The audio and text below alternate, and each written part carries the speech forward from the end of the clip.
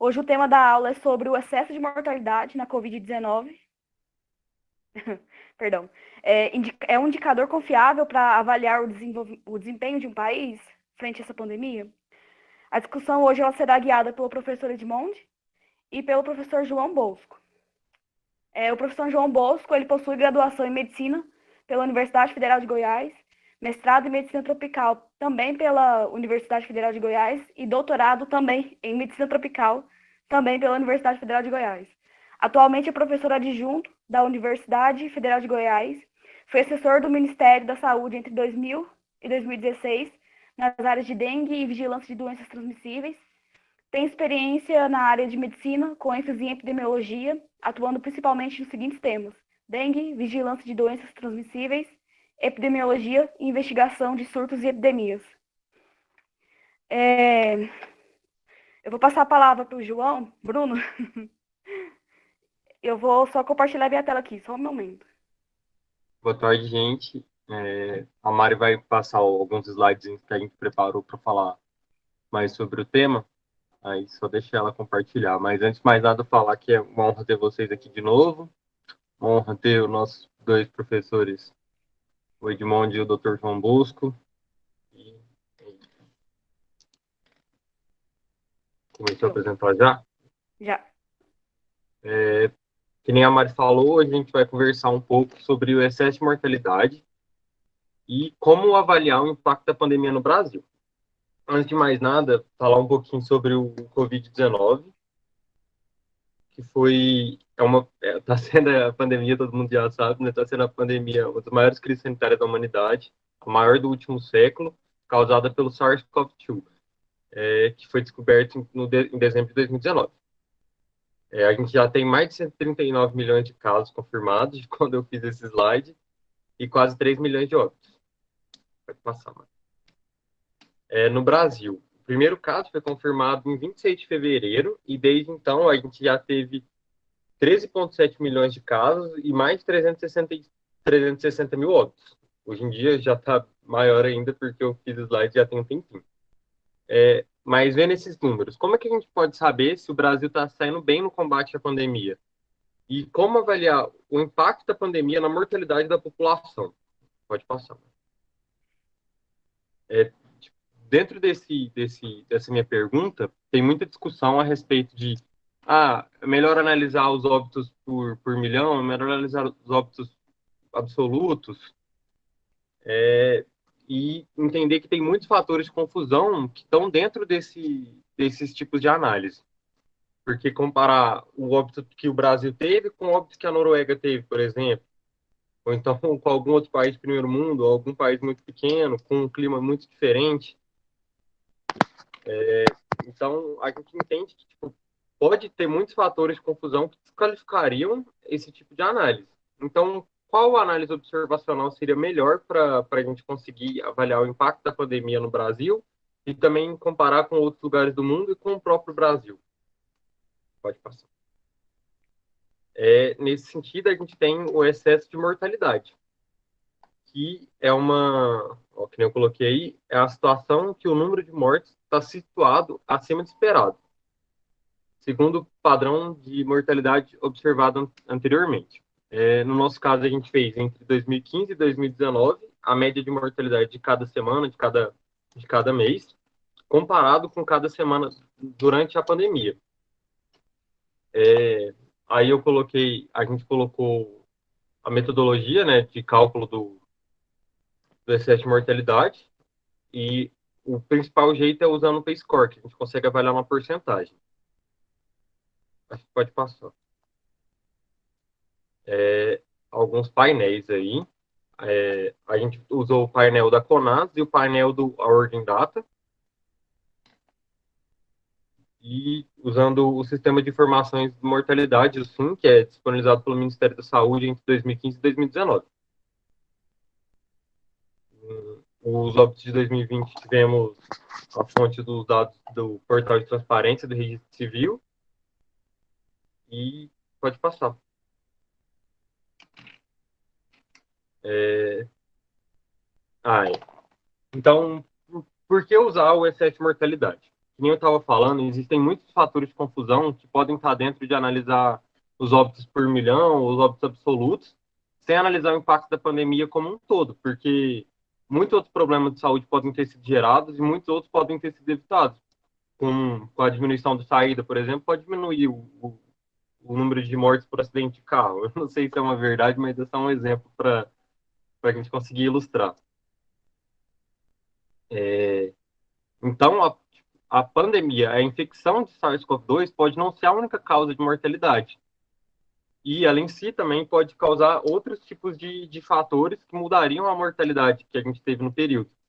Então, quando a gente usa o excesso de mortalidade, a gente consegue analisar, comparar o Brasil com outros tempos do Brasil, que entre 2015 e 2019 não existiu uma mudança tão grande na população do Brasil, além da pandemia, para ter uma mudança tão brusca como teve. Então, a gente consegue avaliar, sim, o impacto da pandemia no Brasil.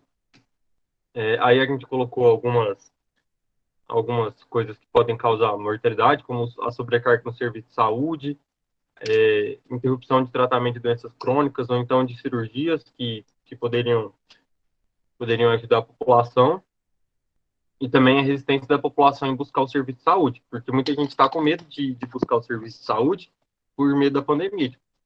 É isso, pode passar. Aí a gente colocou uma imagem dentro do painel do CONAS, que consegue dividir o excesso de mortalidade por diferentes classes, diferentes regiões também. Pode passar. Esse é o E aí painel. a gente chega nos gráficos, que mostram como foi o impacto da pandemia no Brasil.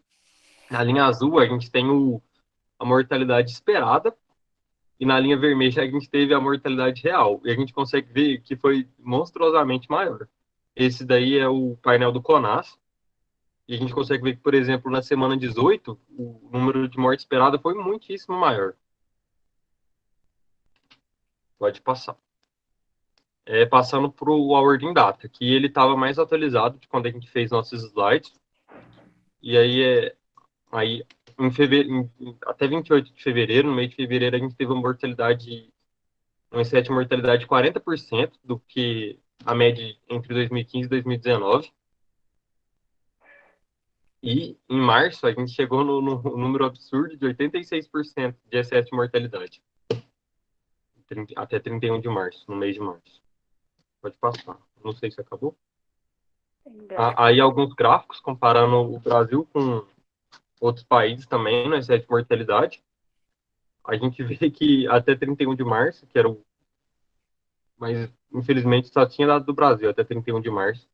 A gente estava com mortalidade altíssima, de 86%. A gente consegue avaliar, assim, também como a pandemia impactou outros países e como ela impactou o Brasil. Consegue fazer uma comparação mais justa disso. A gente vê que o México foi terrivelmente mal e que alguns outros países, como a Rússia, também tiveram alguns picos muito altos, mas a gente vê que o Brasil manteve uma estabilidade de excesso de mortalidade relativamente alta durante toda a pandemia, enquanto outros países tiveram outras baixas, tirando a exceção do México, que foi péssimo. Pode passar. Seu fim. Acabou. É isso. Agora a gente vai dar espaço para uma discussão sobre o tema. É isso. Então, a gente colocou, eu pedi para a Mariana e o João estudarem sobre o tema, para conversar aqui com todos vocês, os alunos. Todos os alunos se sintam à vontade para fazer algumas indagações, algumas reflexões. E aí, professor João Bosco, era justamente isso, né? Como, avaliando de forma retrospectiva, a gente viu muitas discussões, eu não quero entrar aqui no mérito de discussão de narrativas políticas, mas a gente viu muitas argumentações espúrias relatando dessas inconsistências de qual o melhor indicador para avaliar se de fato o Brasil teve um bom desempenho ou não. Uma vez que eu não tenho uma realidade alternativa que fazer um novo Brasil com outro tipo de gestão. Então, muitas vezes pessoas discutiram cálculos em números absolutos, mortalidade em caráter absoluto, outros falaram em letalidade, outros falaram em mortes por milhão de pessoas. Enfim, então todos esses indicadores nós sabemos que eles muitas vezes são inadequados, até porque você tem vários, como o João falou, né, vários fatores de confusão que envolvem desde o início, de quando se iniciou a pandemia, condições climáticas, condições socioeconômicas, densidade populacional, né, enfim. Então, a gente queria te ouvir principalmente na expertise da fundamentação epidemiológica, de qual valia desses estudos observacionais para a gente fazer esse tipo de análise. Bom, eu sou algo que a gente pode classificar como incrivelmente suspeito nesse caso, porque eu venho da vigilância, e a vigilância, basicamente, ela lida com dados descritivos. Então, a gente estaria falando de epidemiologia descritiva. Quando a gente vê aqueles gráficos, a gente está falando de epidemiologia descritiva. Então, bom, do ponto de vista descritivo, eu preciso sempre ter muita clareza de qual é o dado que eu estou analisando. Tem muita diferença entre a gente usar um dado que a gente coletou, dado primário, e dado secundário. Tem algum problema em usar dado secundário? Nenhum. É muito bem-vindo a gente fazer análises que usem dados secundários. Mas, para fazer análise com dados secundários, a gente precisa entender o que ele tem de bom e o que ele tem de ruim. Então, fazer comparações entre países diferentes, por exemplo, eu preciso conhecer o que ambos têm de bom e o que ambos têm de ruim, para eu poder interpretar o dado de forma correta. Então, vamos partir assim, a gente está falando de um evento chamado Covid. Mas quando eu penso num evento chamado Covid, eu posso olhar para a Covid de diversas formas. Eu posso olhar para a Covid enquanto doença. Eu posso olhar para a Covid enquanto doença que causou internação. E eu posso olhar para a Covid enquanto uma doença que causou óbito. Então, eu preciso ter muita clareza que se eu estiver trabalhando com óbito, se eu estiver trabalhando com internações, se eu estiver trabalhando com casos, a forma como eu vou interpretar vai ser diferente. Se eu estivesse trabalhando com casos, eu posso ter subregistro? Lógico, vai ter subregistro, vai ter muito subregistro. Então, fazer uma comparação entre diferentes países usando o número de casos, aí a gente precisa ver que, como é que os sistemas de vigilância estão estruturados nesses países? Eles são comparáveis? Todas as vezes, assim. E aí vale tanto para o lado pessoal quanto para o lado profissional também. No lado de vida pessoal, eu não acho que você nunca... Eu realmente acho que os momentos na vida da gente que a gente devia fazer comparação deveriam ser muito restritos. Mas se você algum dia tiver que fazer uma comparação na sua vida pessoal, ela deveria seguir a mesma linha da comparação da ciência, que é fazer uma comparação justa, né? Então, assim, como é que eu comparo o sistema de vigilância do Brasil com os sistemas de vigilância da Europa, dos Estados Unidos? Como é que eu comparo os sistemas de vigilância de municípios que têm mais recurso com os municípios que não têm recurso? Isso é uma coisa. Mas e se eu estivesse falando de internação? Para alguém ser internado, eu preciso preencher um documento. Não importa se é SUS ou se é sistema privado de saúde. Eu vou ter que ter ou uma guia de autorização no sistema privado ou LH para o SUS. Não tem jeito de eu não fazer isso. Primeiro, porque o hospital não vai deixar, ele não vai receber se ele não produzir esse documento. Aí a quantidade de subregistro já não é a mesma coisa. E quando eu tenho óbitos costumam ser eventos que são muito bem investigados. Então, eu até posso ter preenchimento incorreto da DO. Mas é difícil eu ter alguém que morreu sem eu preencher uma DO. Isso pode até acontecer em municípios pequenininhos, com poucos recursos, sem clandestino, esse tipo de coisa, mas não é mais padrão no país isso. Então, eu preciso primeiro pensar nisso. O que eu vou comparar entre diferentes cenários? e entender que cada um deles vai ter consequências. Se eu for comparar óbito, óbito tem muito mais chance de ser algo que é comparável de forma justa do que caso notificado ou caso confirmado. Quanto você tem de recurso para fazer confirmação de caso por laboratório em país que tem laboratório para todo lado e recurso para isso e em países que não tem? Então, eu preciso entender o que os dados têm de bom e de ruim antes de pensar em fazer as comparações. Nessa perspectiva, o número de óbitos parece ser um ponto de partida para fazer comparações entre diferentes contextos. E aí vem um outro lado que é bastante interessante. O serviço de saúde, a princípio, ele influencia a quantidade de óbitos que acontecem. Se eu tenho estrutura, se eu tenho acesso, se eu tenho isso, normalmente eu vou conseguir evitar óbito. Mas o grande ponto aqui, talvez seja a gente entender quanto dos óbitos por Covid são evitáveis. A gente está vendo que 80% de quem a gente entubou morreu. Eu até, se a mãe do Guilherme comentou isso com ele sabe que eu tenho algum bom tempo, vou fazer só uma pausa aqui, porque eu acho que é legal vocês pensarem a respeito disso. Quando alguém fala que a letalidade está entre 80% e 100% de quem foi entubado, acho que a maioria das pessoas vai pensar o seguinte: nossa, o risco de morrer é muito grande se eu for entubado. E está certo, é um risco super grande de morrer, 80%. Mas o que mais me interessava, né, nessa turma era os 20% que não morreram. Enquanto cientista, enquanto médico, o que eu queria saber é por que esses 20% não morreram. O que esses 20% têm de diferente dos 80% que eles sobreviveram?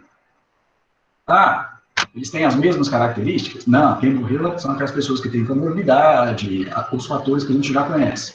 Mas espera aí, eu tenho sobreviventes com comorbidades. O que foi diferente entre eles? Isso, para mim, é uma das coisas mais, entre aspas, criminosas que foi feito. Isso não foi investigado. Vocês já pararam para pensar se a gente descobrisse que o manejo é tão heterogêneo que eu ter demorado menos tempo para entubar a pessoa pode ter significado um desfecho mais favorável? Pode ser que isso não faça a menor diferença? Eu só vou saber isso se eu investigar. Mas quando a gente vai pensar óbito por Covid, a princípio, a nossa capacidade de impedir o óbito ela é limitada comparado com a imensa maioria de outros eventos.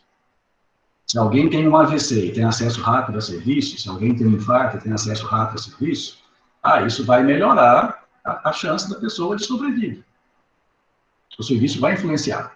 Mas com Covid, a gente não tinha tratamento específico, a gente não tinha mão de manejo, a gente não tinha nada disso. Será que algum lugar do mundo fez alguma coisa diferente? Tão diferente assim, que não é conhecido que os outros locais não fizeram?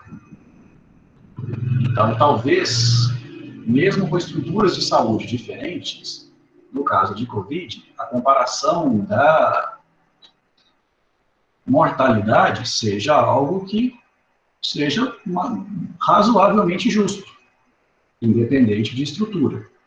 Não, os Estados Unidos, eles fizeram a Regeneron lá com todo mundo e o povo sobrevivia. Então, peraí, aí já é diferente. Mas foi isso que a gente viu no mundo inteiro? Não sei, me parece que não. Então, a gente precisa entender também o evento e fatores associados ao evento. Quando essa questão, se vocês puderem voltar lá no gráfico bonitinho lá, esse aí, ótimo. Do Brasil mesmo? Isso. Assim, isso não é uma técnica que a gente usa só para ver excesso de mortalidade. Tem inúmeras formas de construir esse tipo de informação. Mas da onde que ela vem? Ela vem da Revolução Industrial. ela vem a partir do momento em que você começa a produzir coisas em escala industrial, e eu preciso ter controle de qualidade. Tudo que está saindo da máquina é igual? Não, não é igual. Eu posso esperar a variação? Eu posso esperar a variação. Ah, mas eu aceito variação dentro de um determinado intervalo. Então, assim, esses conceitos que a gente usa para criar esses canais, eles nasceram lá na Revolução Industrial. E eles foram muito utilizados pela vigilância, especialmente para doenças imunopreveníveis. Quando você tem gráficos assim, você tem uma medida de tendência central, e aí tem inúmeras formas de você fazer isso. Você vai fazer com média, com mediana, com média móvel, tem múltiplas formas de fazer. Eu tenho um limite superior, que seria o equivalente a um limiar epidêmico, e tem um limite inferior. Então, qualquer coisa que aconteça dentro desse intervalo está dentro do esperado. E esse esperado, normalmente, abrange o quê? 95% dos casos. Isso, no caso, é a área em cinza, não é isso, professor João Bosco? Isso, é a área em cinza. Mas se eu tenho, como eu passo a ter, a partir da semana 17, ali, além do que eu esperava, eu tenho claramente excesso. Então, se isso aí fosse dado de um surto, por exemplo, as pessoas dizem, ah, não, isso não é surto, não. Tecnicamente, como é que você poderia dizer que você tem um surto? Excesso de casos quando comparado com aquilo que eu tenho de esperado. Até a semana 14, 15, 16, eu não tinha excesso de casos. Eu até podia ver uma tendência crescente. Ah, mas a partir do 17, eu tenho clareza que eu tenho excesso de casos. Aquilo que eu estou observando está além daquilo que a gente esperava. Para que serve esse limite de baixo? Esse limite de baixo, ele reflete sucesso. Enquanto o limite de cima reflete crise, o limite de baixo reflete sucesso. Por que isso foi tão usado para as doenças imunopreveníveis? Porque você tinha aquilo que era esperado para a ocorrência desses eventos. A partir do momento, né, em que você observa a ocorrência de casos abaixo do mínimo esperado, é quando você está caminhando para a eliminação e depois a erradicação. Eu já tenho muito menos do que eu esperava.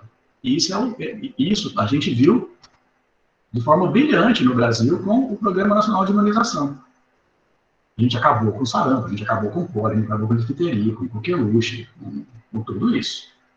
Claro que nesses últimos 10 anos, muito da epidemiologia desses eventos mudou.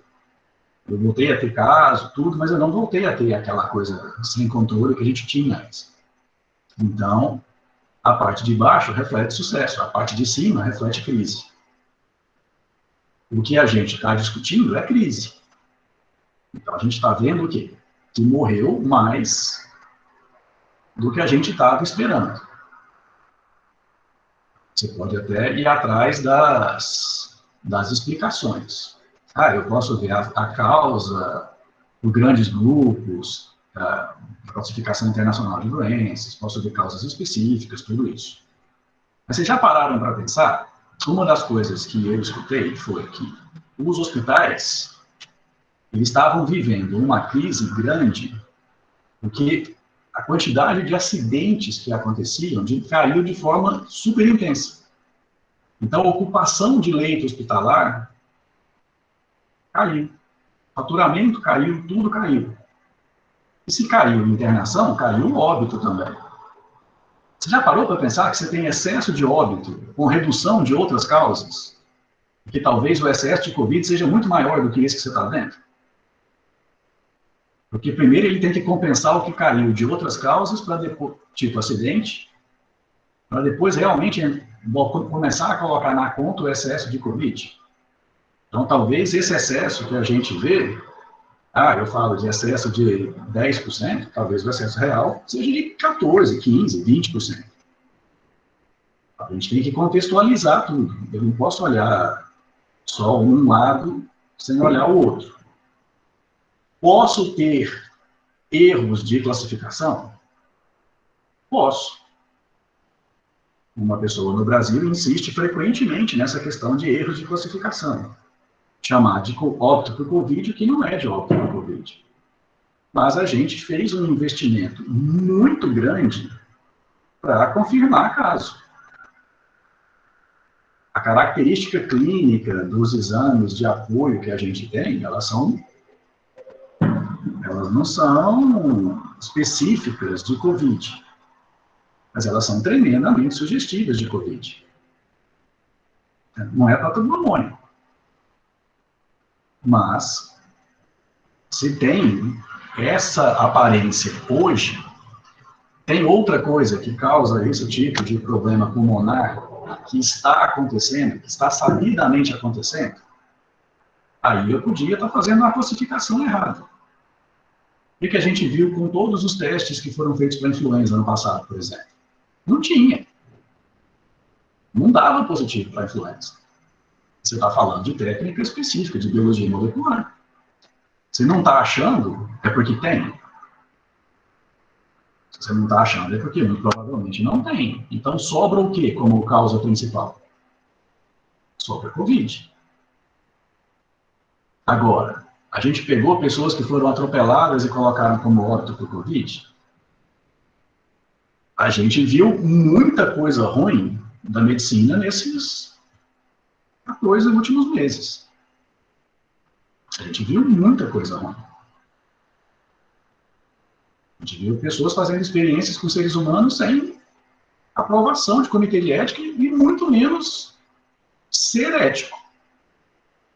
O juramento que algumas pessoas fizeram lá, quando se formaram, não serviu para nada. Se nebulizar alguém com cloroquina, brincadeira. Né? Essa pessoa devia ter o registro profissional dela cassado. Isso é fazer experiência com o ser humano. Se você fazer experiência com animais, você precisa dos cuidados de ética. Imagine com seres humanos, então. A gente viu o pior. O pior que a gente viu da medicina se reflete em pessoas que classificaram como óbito por Covid alguém que foi atropelado? Alguém que estava dentro de um acidente? Não me parece ser o caso. Pode até ser, mas nós precisamos de evidência para falar isso. Mas não me parece ser o caso, porque os estados têm comitês que fazem monitoramento de óbito. Aqui eu não preciso nem inventar que faz. A mãe do Guilherme é membro de um desses comitês que fazem a avaliação dos óbitos. Eles são avaliados para ver se faz sentido, tudo isso. Né? Então, tudo indica que esse excesso que a gente está vendo é um excesso que, a princípio, ele é atribuível à Covid. Não tem outra coisa que a gente consegue olhar ali e falar assim, bom, isso explica o excesso. Claramente, não se pode discutir o excesso.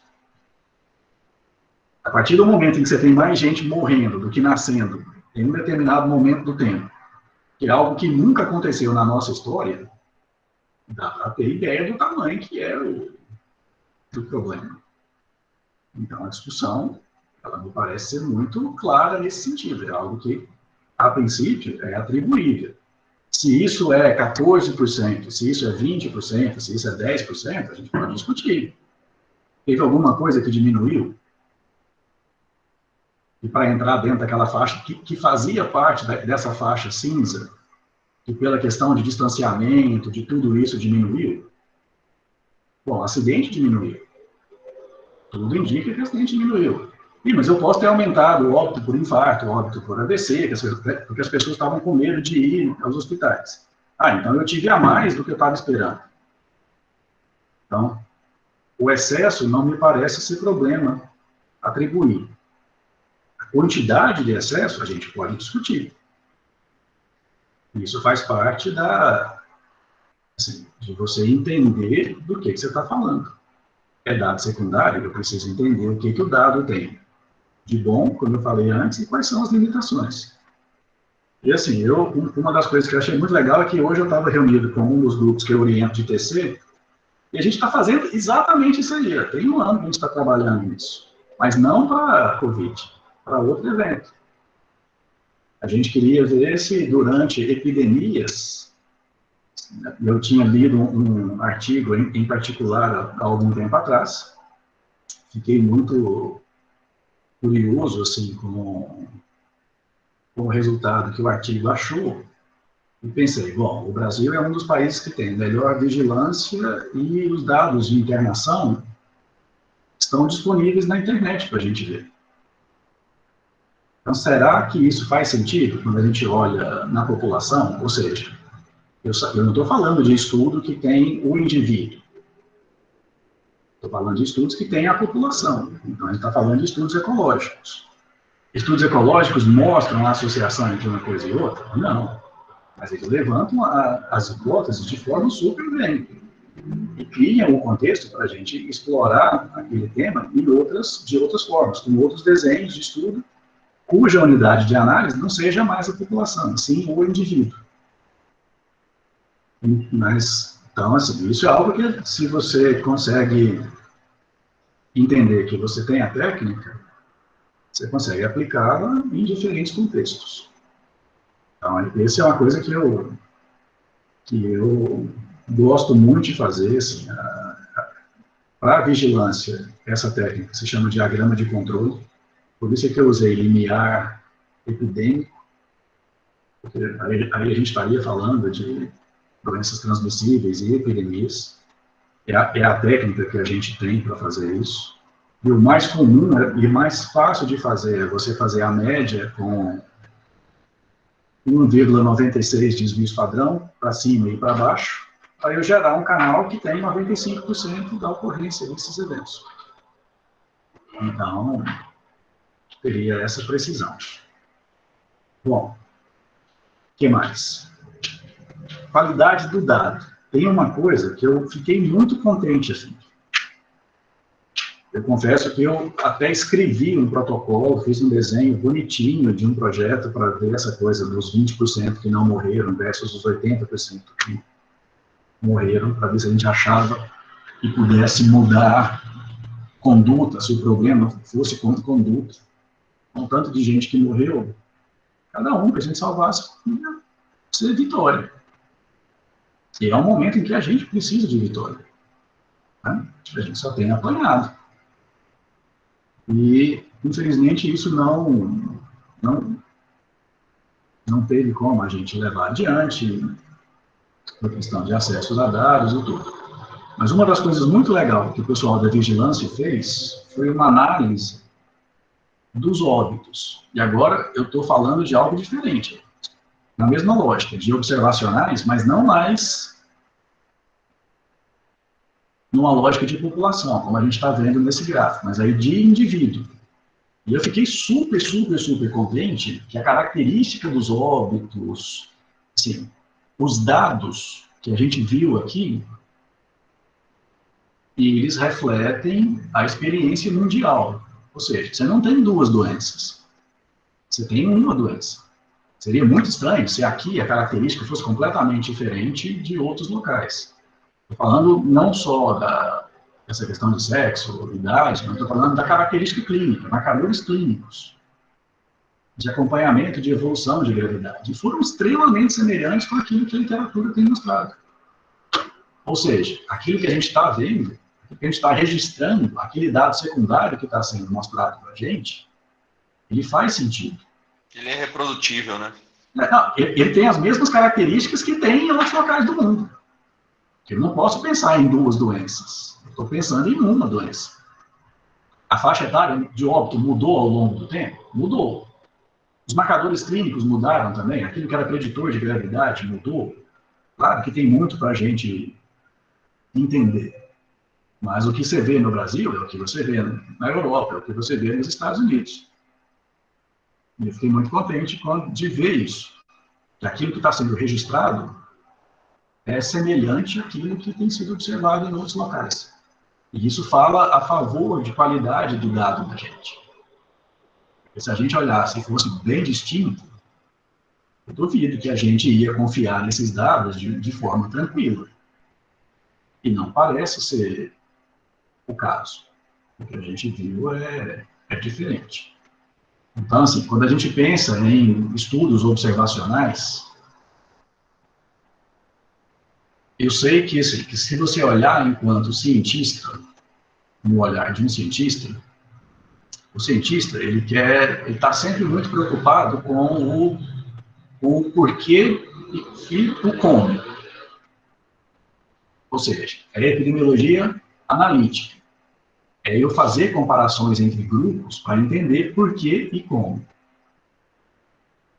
Mas a gente não pode deixar de lado aquilo que é a epidemiologia descritiva, que é o que vem antes. Porque ela é igualmente importante. E o que diferenciou a primeira onda da segunda onda? A característica das pessoas que morreram, que adoeceram, que foram para a UTI, o que quer que seja. E aí é eu caracterizar as diferentes ondas que vai me permitir ver que elas têm diferenças. Então, a epidemiologia descritiva. A epidemiologia descritiva tem um valor incrível. Esse gráfico que a gente está vendo é epidemiologia descritiva. Nossa, eu tenho excesso de óbito. Qual que é o problema aqui? Eu não sei se esse cara que é o excesso de óbito é o cara que morreu de Covid. Falando vagamente, tudo indica que é. Falando assim, genericamente, para mostrar o quê? Que esse estudo ecológico, ele não liga causa e efeito. Quando a gente quer saber por quê e como, eu preciso olhar o indivíduo. Olhar a população não vai me responder isso. Eu preciso olhar o indivíduo. Mas os estudos observacionais que fazem isso, seja ele prospectivo enquanto coorte, ou retrospectivo enquanto caso controle, essencialmente falando, né? Eu posso ter a coorte retrospectiva, ou eu posso ter um caso controle com um caso incidente, que é prospectivo. Então, mas a teoria de olhar da exposição para o futuro ou olhar do evento para o passado, ela atende muito essa necessidade nossa de conhecer. E não tem jeito da gente investigar fatores de risco sem ser observacional. Cansei de discutir isso com os meninos ao longo do tempo das aulas. Eu posso fazer experiência com seres humanos para trazer benefícios, tratamento e prevenção. Mas eu não posso fazer isso para ver fator de risco.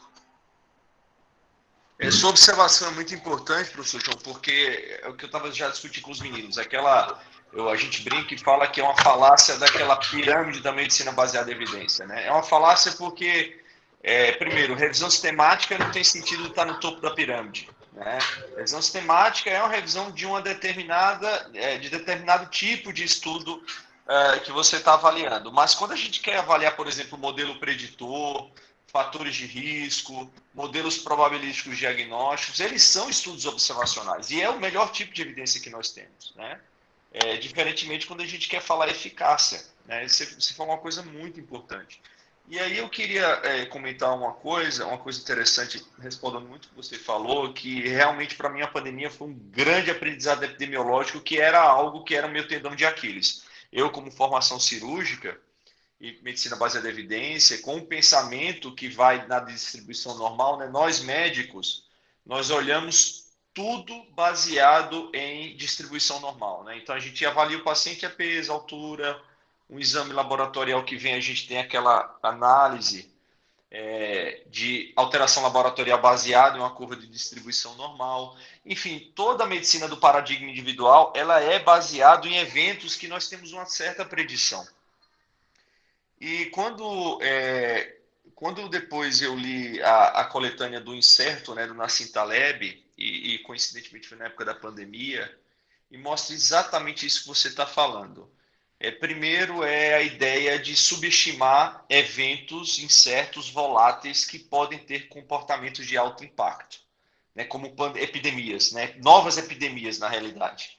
É como terremotos, é como maremotos, é como tsunamis. Nós não temos certeza de como esses eventos irão se comportar. E é um erro a gente fazer aquelas análises retrospectivas, né, que a gente chama hindsight bias, olhar para trás e estimar a frequência de um evento baseado nos eventos que ocorreram previamente. Então, usar H1N1, etc., e por aí vai.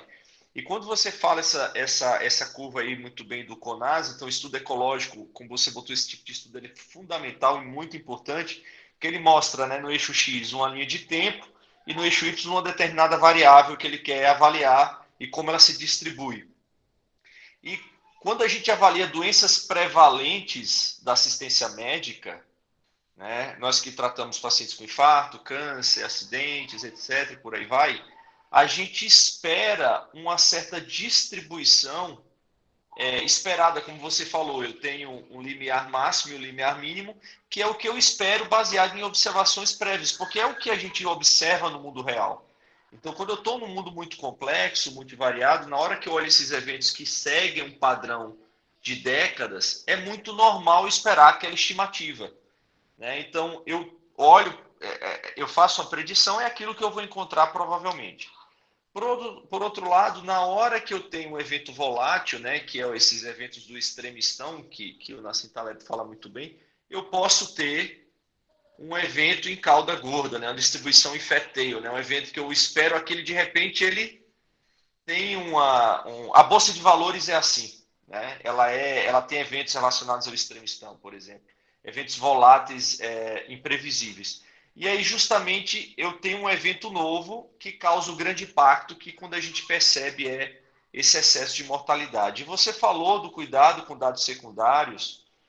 Tem um estudo americano que foi publicado pelo Vinay Prasad, muito interessante, avaliando a mortalidade em 30 anos do câncer de próstata.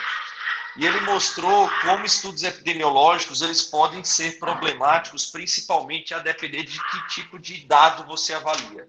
Então, eu fico muito feliz em ouvir da sua parte, que é justamente a visão de um cientista, que é a incerteza, né? Olha, eu tenho dados que podem ser próximos da verdade, mas é muito incerto. E mostrava que numa época onde houve uma imigração maior de uma população negra nos Estados Unidos, e essa é uma população que o câncer de próstata é muito menos incidente, só aquilo poderia reduzir a mortalidade por câncer de próstata, não está relacionado, por exemplo, a uma terapia, né? Então, há essas dificuldades, né? Mas a gente está falando de uma doença esperada, uma coisa que a gente já estima, né? Agora, quando eu olho isso e vejo esse evento volátil, e a gente viu essas discussões que, na minha opinião, foram muito ingênuas, de ficar atribuindo essas mortes por pneumonia não diagnosticada, esse excesso de morte ele estão inventando, ou como você falou, é supernotificação, não supernotificação, estão atribuindo tudo à Covid. E é como você falou muito bem, olha, a única forma de avaliar isso, talvez num dado mais próximo da verdade, que não tenha tanta dificuldade de colher, é o excesso de mortes. E ano passado foi esse excesso de mortes, talvez tenha uma publicação do grupo da Vigília, chama Wolf, é um epidemiologista, acho que é epidemio, ou ele é infectologista, ele publicou na metade do ano passado nos Estados Unidos, houve excesso de 20% de excesso de mortes nos Estados Unidos até julho, e desses 20%, 67% foi Covid. Era atribuído por Covid, né? Isso era dado baseado, como você falou, em dados secundários, essa é a estimativa. E o restante, que era em torno aí os restantes dos 67%, os outros 33%, eram isso aí, né? Paciente que infartou e não teve o cuidado necessário, paciente com doença oncológica que não procurou pronto-socorro, a doença progrediu, enfim, outras questões que estão relacionadas mais de forma indireta, que talvez não teria esse excesso de morte se não tivesse a pandemia.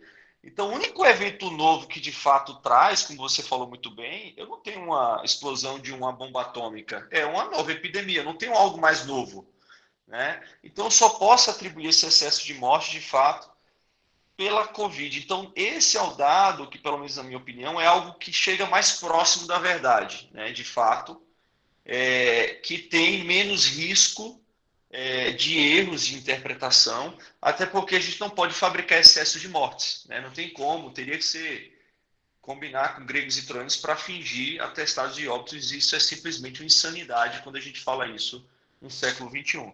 Então, esse, de fato, é um dado que mostra, que na minha opinião, é indiscutível, que mostra a catástrofe humanitária que a gente está vendo. E quando eu avalio em estudo ecológico, que é um estudo observacional, o impacto da pandemia, que é o único evento do extremistão volátil, novo, não tenho nenhum outro, né? Que causa, digamos, que eu pego o estudo ecológico e vejo essa curva vermelha mostrando o impacto do excesso de mortes, né? Eu posso fazer uma correlação, e aí eu posso estar errado, mas muito provavelmente causal de que de fato é a pandemia, né? Não seria uma outra forma baseada nesse tipo de evidência. Então, seria possível avaliar por esse tipo de evidência aí, na sua opinião, que é uma evidência, um estudo observacional ecológico, que esse excesso de mortes, mais uma vez, é causado pela Covid, então faço uma correlação. Essa correlação seria causal? Aqui a gente não está nem falando de causalidade, né? Assim, é o que assim, a que se atribui o excesso. É um óbito devido a quê? É um óbito devido a, assim, qual que é o evento que provocou o excesso de óbitos? Numa guerra, como você falou, isso não vale. O cinza não vale para uma guerra. O cinza não vale para um local que teve um tsunami naquele ano. O cinza trata do mundo sem eventos naturais e ou artificiais. Agora, a gente não tem nada nesse sentido. A gente tem o quê? O que tem de novo é que eu tenho uma redução na quantidade de casos e óbitos por influenza, observados pelo sistema de vigilância, pelas testagens, por tudo que a gente fez.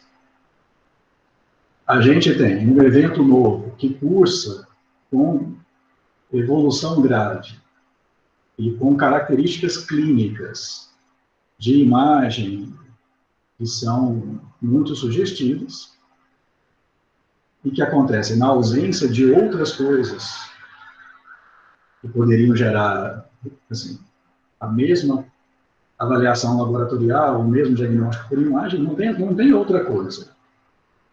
Então, isso é um óbito que está ocorrendo devido a um evento que está acontecendo numa frequência menor.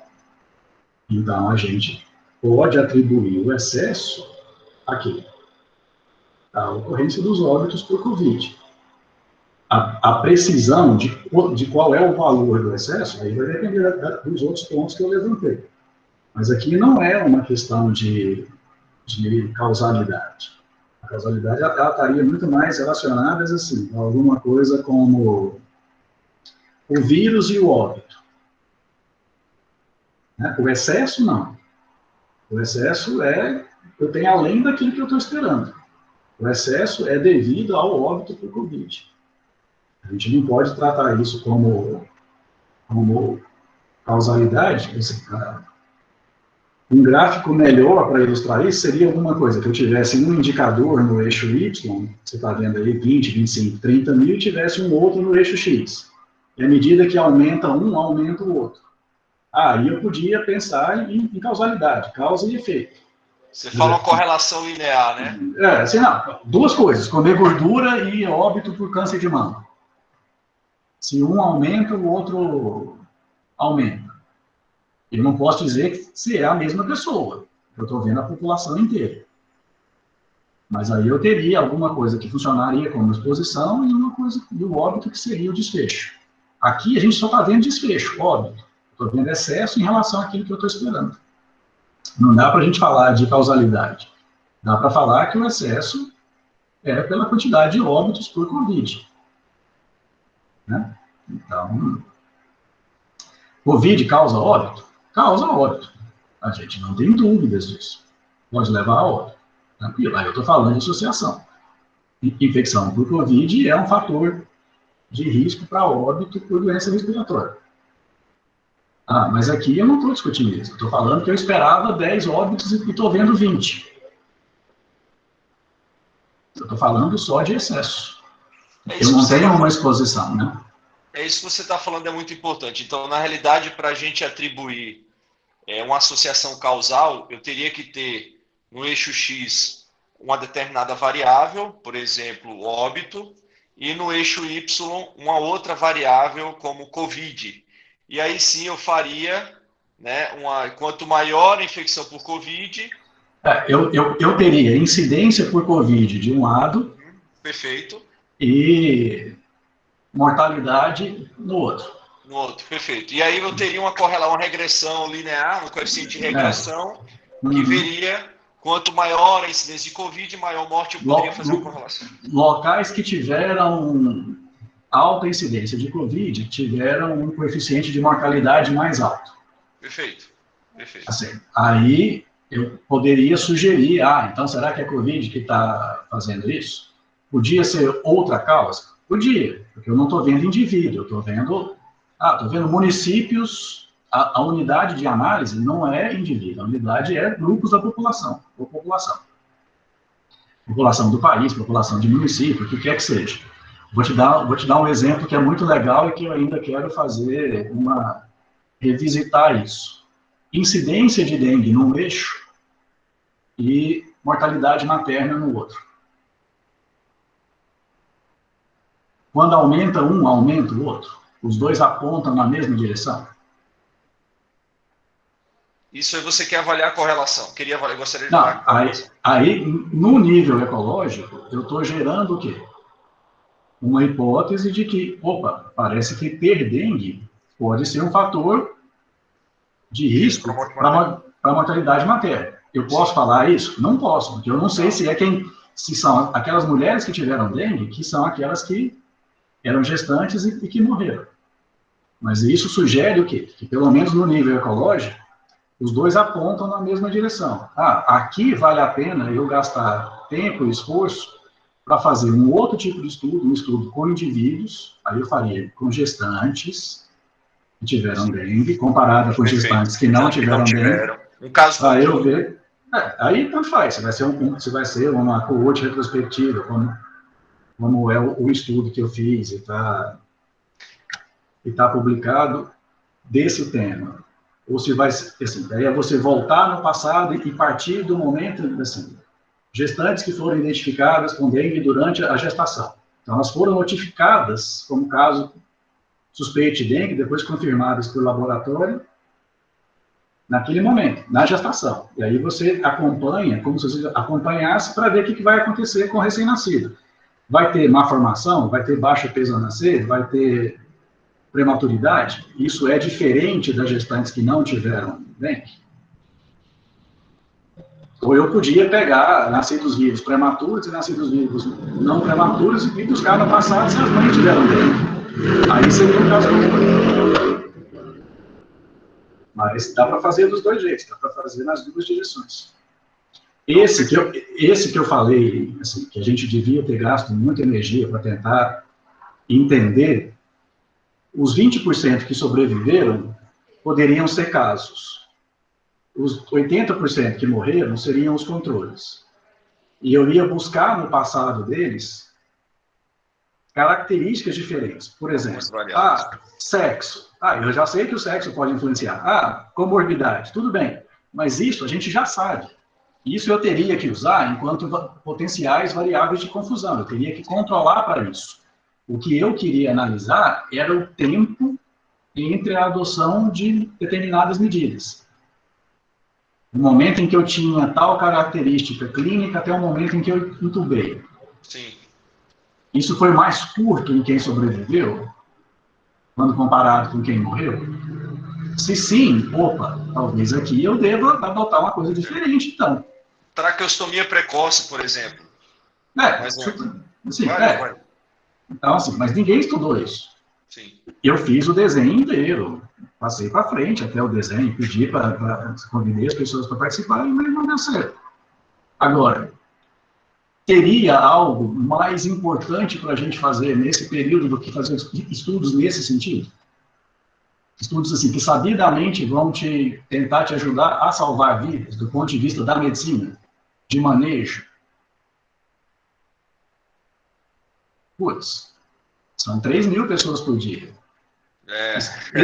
E se eu diminuísse em 100 por dia? E se fosse possível diminuir em 100 por dia? Mas são 100 em 3.000. Espera aí, coloca 100 vezes 50 dias seguidos. Você está morrendo 3.000 por dia. Se a gente diminuísse isso em 2% por dia, no long run, ia ser muita gente salva. Né? Menos tempo de UTI, mais disponibilidade de leito? Não sei. Sem avaliar, a gente não sabe. Mas a gente precisa ter clareza dessas coisas, né? E é difícil quando você não tem não só o apoio financeiro para fazer isso, que dava para fazer sem nenhum apoio, isso é revisão de prontuários. Se a gente perguntasse para... Tem 61 pessoas agora na discussão. Se eu falasse assim, doutores, eu preciso de 10 pessoas de vocês para ajudar a revisar prontuário aqui e preencher esse formulário. Uns 20 iam topar fazer? Pelo menos uns 20? Eu imagino que sim. Revisar 50 prontuários de quem morreu, e 50 de quem morreu, com 20 pessoas na equipe, isso a gente faz em 2 dias. É rápido. A gente faz em 2 dias. E desde o momento em que eu propus até o momento em que eu desisti, se passaram 8 semanas. E não andou. Eu participei de um estudo desse clínico randomizado aqui, porque eu também não tinha aqui em Anápolis, tentei ver alguns alunos e não deu certo, mas eu terminei ajudando um colega, um estudo multicêntrico para testar a hipótese que posição prona reduz intubação. Então, a gente participou, fizemos o cálculo também amostral, avaliamos a incidência do desfecho, fizemos a estimativa.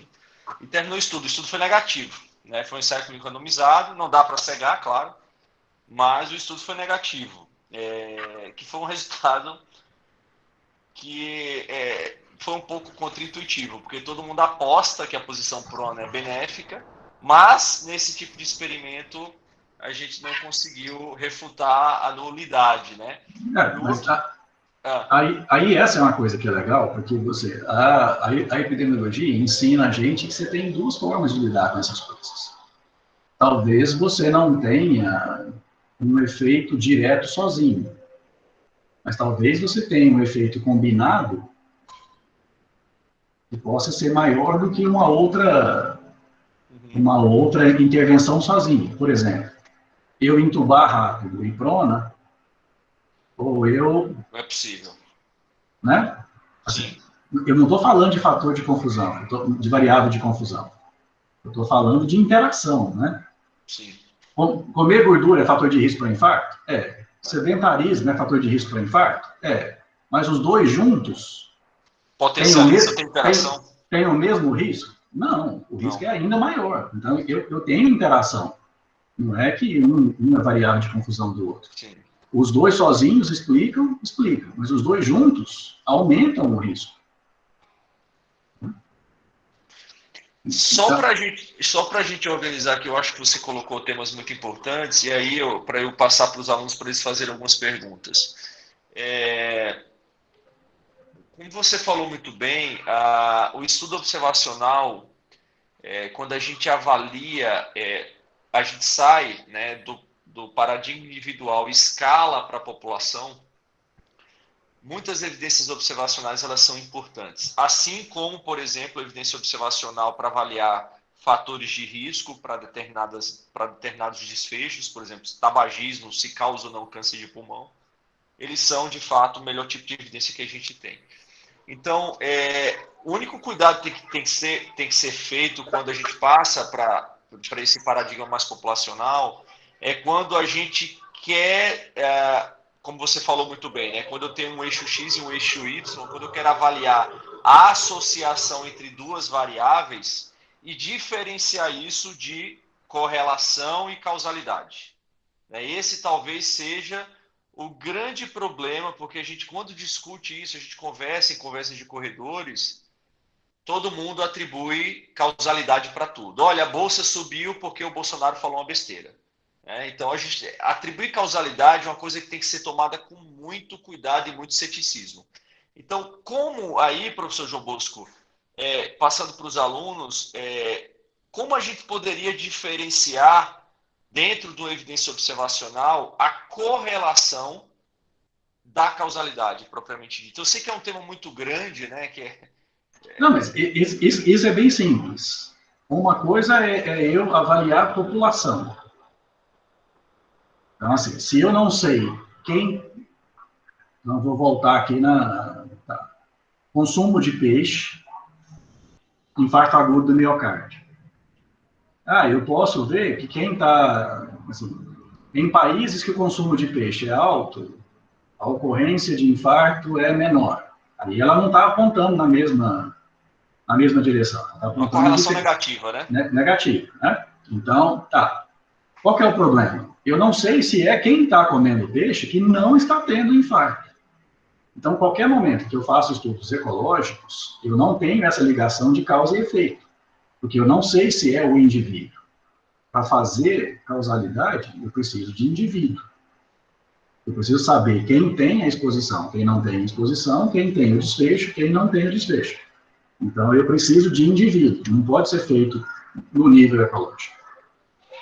Perfeito. É como existem várias correlações espúrias, né? Tem aquele estudo que foi publicado no New England há muito tempo, que era no eixo X era número de cegonhas e no eixo Y número de natalidade. Então, quanto maior a incidência de cegonhas, quanto maior o número de cegonhas, mais crianças nasciam. Né? Então, tem um fator de confusão que provavelmente é a ruralidade. Outro compras de ar-condicionado aumentando a incidência de afogamentos, né? Então, à medida que você compra mais ar-condicionados, maior a correlação existe uma correlação de fato entre maior compra de ar-condicionado e afogamento. Na realidade é calor, né? Tempos mais quentes, as pessoas compram mais ar-condicionado, vão mais à praia e provavelmente vão ter mais eventos de afogamento. Então, isso é importante, como você falou, então atentar para os alunos que eu preciso do indivíduo para fazer uma análise, né, das variáveis em cada indivíduo para fazer algum nível de causa e efeito. Isso. Meninos, e aí? Doutores, aproveitar o João Bosco aqui, é muito bom, doutor, sempre ouvir o senhor, que tem muita experiência nessa área. Eu gosto muito quando o senhor cita, né, a parte histórica, porque às vezes a gente pensa muito que essa coisa nasceu hoje, que veio agora, e a gente não consegue olhar para a timeline, né, a linha do tempo da história humana e perceber que pandemias sempre foram uma constante, né, de tempos em tempos. E aí a minha pergunta seria nesse sentido. O jeito que se comporta esse gráfico de excesso de mortalidades, eu acredito que a grande diferença seja parece que na Covid a gente está distribuindo as mortes que antes, em outras pandemias, elas aconteciam de forma mais monofásica. Parece que a gente está tendo a mesma quantidade de mortes, só que a gente está distribuindo ela ao longo do tempo. Parece que quando você compara com outras epidemias do passado. Queria saber a opinião do senhor em relação a isso. Ou seja, além da gente comparar, né, o país consigo mesmo, o país com outros países, agora comparando nas situações de pandemia com outras situações. O que o senhor diria? Aqui, uma coisa tem que ficar clara, eu esqueci de falar isso, né, que é o seguinte: eu só sou capaz de ter essa zona cinza porque eu tenho um histórico desse evento. Qual que é o evento que a gente está falando? Qual que é o evento que está retratado aí? Óbito. Óbito acontece ao longo de todo o tempo, desde que existe vida. Né? Qual que é a diferença? A gente passou a registrar isso a partir lá do final dos anos 1800, 1700, na verdade. Eles começaram a fazer isso na Inglaterra. E aqui você está vendo o histórico do que tem acontecido para a gente ao longo do tempo. Covid é algo que é diferente? Lógico, não tem como eu comparar com o passado, porque não existia. Mas eu não estou comparando o Covid aqui, eu estou comparando óbito, aquilo que é esperado com aquilo que está acontecendo. E aí eu posso buscar uma explicação de por que eu tenho esse excesso. E esse excesso tudo indica que é a ocorrência de óbito por Covid. Agora, a duração desse processo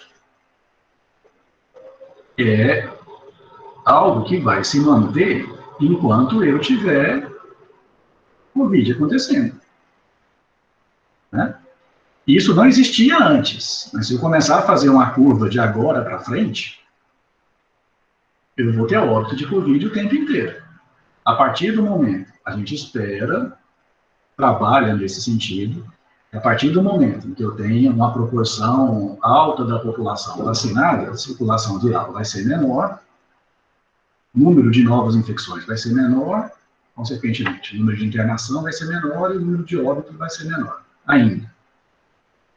Porque eu posso ter até doença com a vacina, mas os estudos mostraram que eu ter óbito com vacina vai ser muito difícil. Vai acontecer? Infelizmente vai acontecer.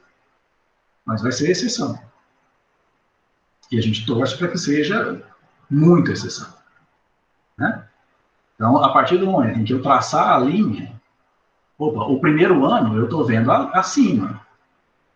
Espera aí, se eu tiver novas variantes a cada ano e eu não tiver vacina, o novo esperado vai ser diferente.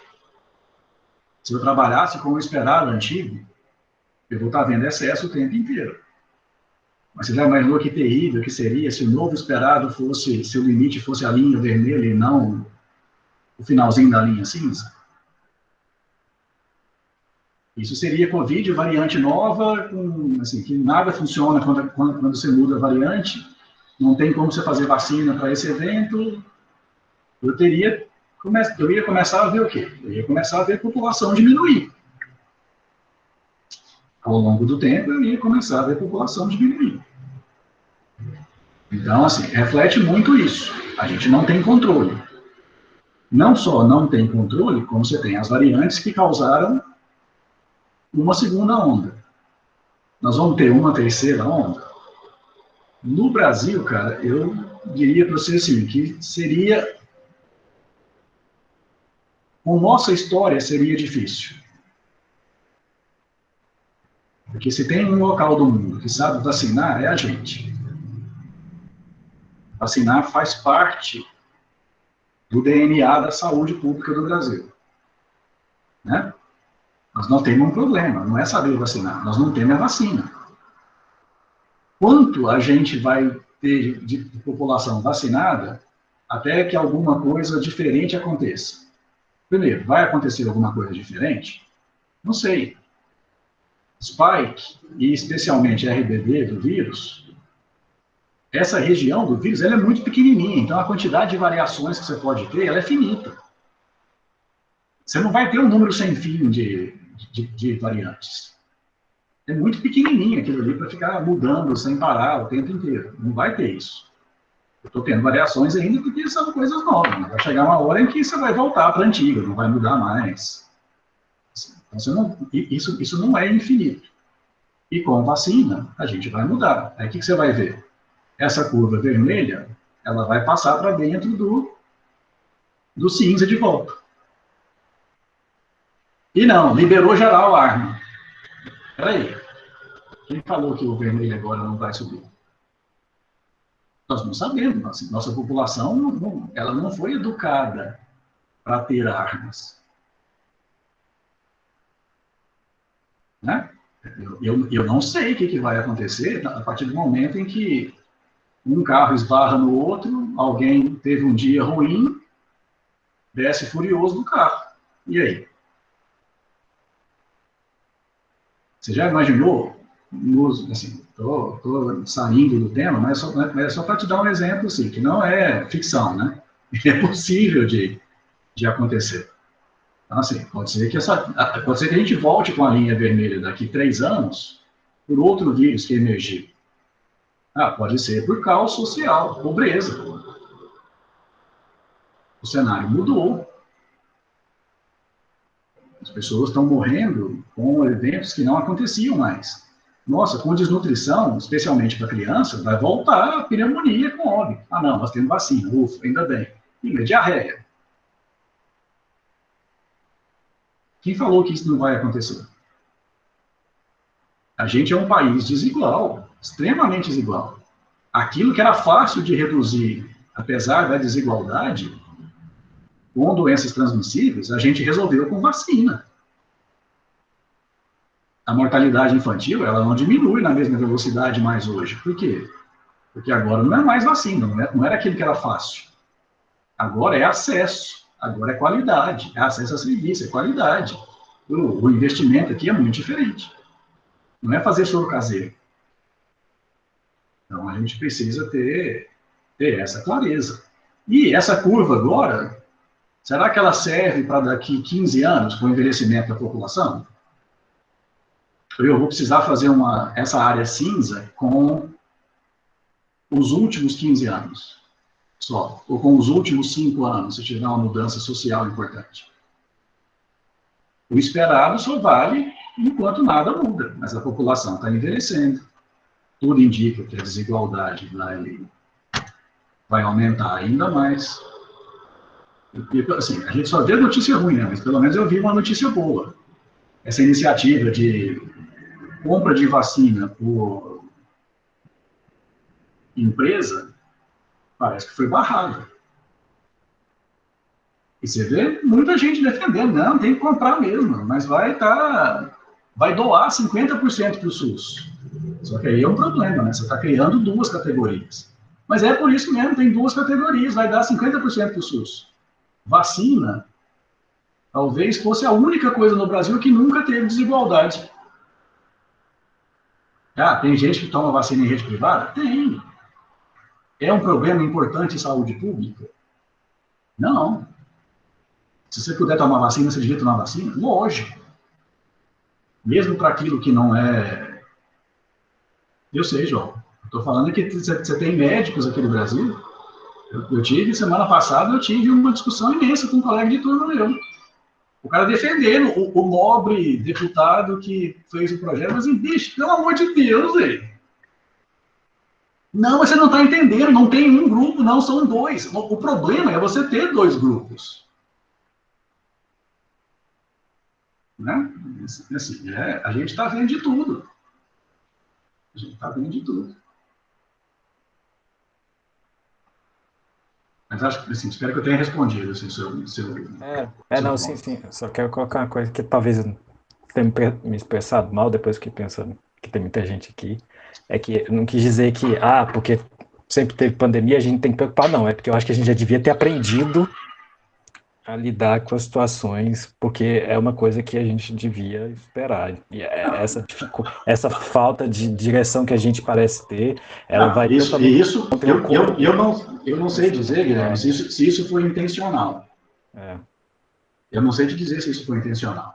Mas que foi feito contra todo o manual de crise, foi feito contra todo o manual de crise. Crise, quando você tem crise, quando você tem epidemia, você elege um porta-voz. Essa pessoa vai ser a pessoa que vai explicar as coisas para a população, porque o que você precisa é de credibilidade. Né? Você precisa de credibilidade. Existe uma percepção de risco muito equivocada, né, de uma forma abrangente. Então, por exemplo, eu estava avaliando, no meio do ano passado, quando veio a pandemia, eu queria avaliar, porque nos últimos 20 anos tiveram algo em torno de 8 epidemias graves, né, não tão graves, mas algo em torno disso, né, SARS, Ebola e por aí vai. E aí eu estava vendo, por exemplo, a última Grande Guerra Mundial, né, em 1945, e o orçamento que era gasto em indústria bélica. É algo em torno de 1,5 trilhões de dólares anual. E o orçamento da Organização Mundial de Saúde era algo em torno de 2 bilhões por ano. Então, veja a inversão de percepção de risco que nós temos, que são parte de viés cognitivos nossos, que não é fácil também. Então, assim, tem uma forma muito pragmática e não é pessimista, não. Ela é pragmática. Nós demos sorte. A grande verdade é que a gente deu sorte. A gente deu sorte de ser algo cuja letalidade está abaixo de 5%. Porque todos os planos de contingência que tinham sido feitos anteriormente se mostraram falhos. Você já imaginou se o Covid fosse 30%? Ao invés de 5%? Com essa taxa de transmissão, Isso. Taxa de produção. Assim, a gente deu sorte. SARS, MERS, era muito mais alto. Ufa, teve a vantagem de a patogenicidade ser alta, então não tem como rodar o mundo. Não, você isola quem está doente. Quando você tem baixa patogenicidade, como é o caso de SARS-CoV-2, Pessoa transmite sem ter sintoma, não tem como você fazer screening, barreira, não tem jeito, vai correr o mundo. Ô, professor João Bosco, em relação a esse paradoxo que existe em epidemiologia, quanto mais transmissível a doença, menos letal ela é, tende a ser menos letal, e quanto mais letal a doença, menos transmissível ela é. Existe a possibilidade de eu ter alta letalidade? Existe, lógico. Lógico. A gente já viu, assim, ao longo da história, a gente viu muitas coisas assim. A gripe espanhola acabou com um terço da população do mundo, quase. Tinha isso. Por que você tem planos de influenza sendo trabalhados ao longo de décadas? Porque a influenza é super fácil de transmitir, e você pode ter um shift e vai gerar uma coisa completamente maluca e que tem muito mais virulência do que qualquer coisa que você viu até então. Agora, um evento, em teoria, semelhante, transmissão respiratória, pessoa a pessoa, todo esse processo, que é Covid, a gente viu que se fosse influenza, e fosse uma influenza diferente, algum shift que traz um N de suíno, de equino, de aves, o que quer que seja, que pudesse trazer uma virulência maior para a gente ia estar em maus lençóis. A gente ia estar em maus lençóis. Porque, assim, a gente escutou, eu não queria ir muito por esse lado, mas é só para a gente não esquecer. A gente escutou frases como: tratar é muito melhor que prevenir. Assim, não tem como você qualificar alguém que faz uma frase dessa. Né? Não tem. A gente escutou coisas como: nós vamos ter uma avalanche de oferta de vacina.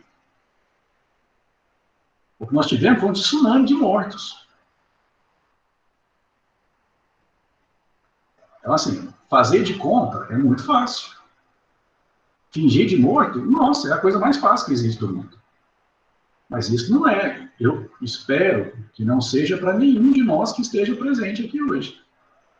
Estou imaginando que você falou mais cedo: eu tenho 59 que estão aqui no feriado. Bom, eu não imagino que nenhum desses 59 sejam pessoas que acham que a solução é fechar os olhos.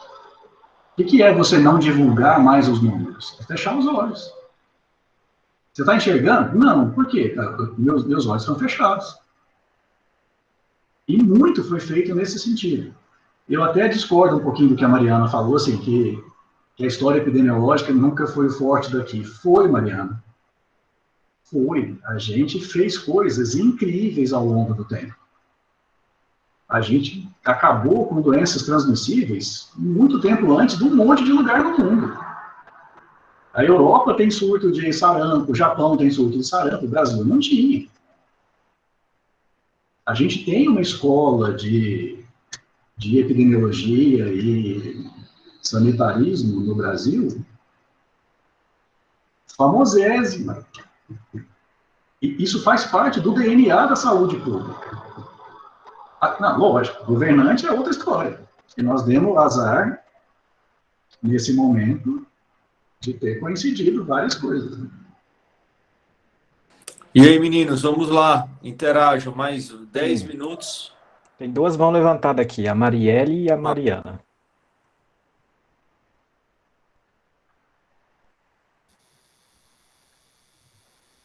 Boa noite, professores. A minha pergunta é, com risco de causar uma polêmica aqui, se a gente pode olhar retrospectivamente para essa curva de óbitos e avaliar a eficácia de políticas públicas. Não a nível nacional, obviamente, porque nós não tivemos, né, um programa único, foi uma medida única que foi adotada para todo o país, mas a gente observou que em vários locais do país, diferentes estados e municípios adotaram diferentes medidas, por exemplo, lockdown, que é diferente de distanciamento social, lockdown intermitente, né, rodízio de veículos, aumento ou diminuição, por exemplo, da jornada de trabalho, né, ou de rodízio de áreas, a gente pode usar a curva de óbitos a nível local para avaliar a eficácia dessas políticas, políticas além de vacina, né, porque até agora... Eu não vejo nenhuma dificuldade em fazer isso, Maria, agora, com o contexto correto, né? Talvez o mais justo seja eu comparar o que estava acontecendo comigo com o que aconteceu comigo depois.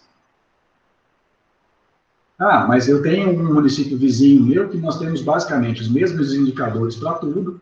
Ah, não. Aí, beleza. Aí eu posso comparar um que fez, que seria o ideal. Um que fez com o outro que não fez e ver o que aconteceu. Mas eu não sei o quanto a comparação seria justa entre os municípios.